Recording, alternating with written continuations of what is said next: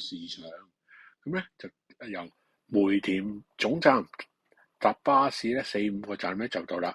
後邊咧最尾有簡介資訊，到其時大家慢慢睇下啦。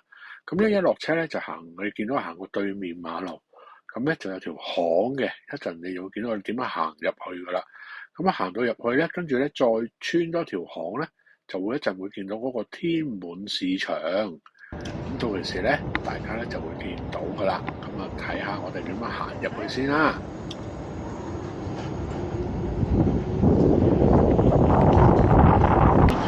天水寺嗰啲凍冰冰嗰啲嘢。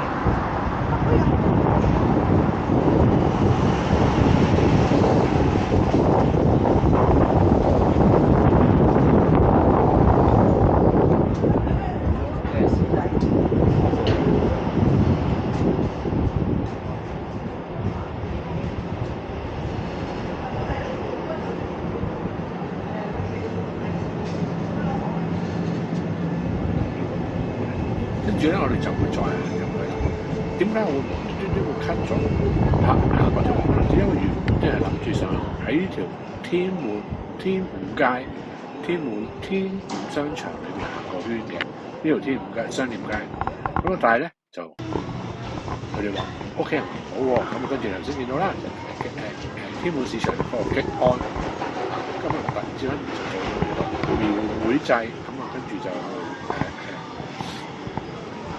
喺度跳舞，喺度有神轎，但係佢哋就我走嗰陣時咧，都係冇神轎。咁我喺度拍咗少少嘢啦，不過呢少少嘢都係上次我拍落嚟，冇放俾大家睇。我剪接嗰度，因為始終呢個係一個市場，即係好似普通街市屋企，即係你其實嘅比較平啲咁嘅。佢裏邊有個街市就裏邊有個超級市場咧，都幾平嘅啲嘢。咁啊，但係介紹俾大家睇下啦。咁一陣咧，你就會見到咧，翻上去咧，就會有個喺度跳舞，喺度有個神轎喺度嘅。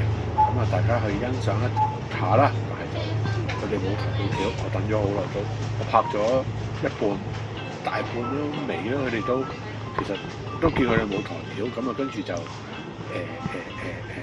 就去落翻去下邊幫佢哋買嘢啊。咁啊呢見到呢間超級市場就買嘢啊，跟住搬嘢走啦。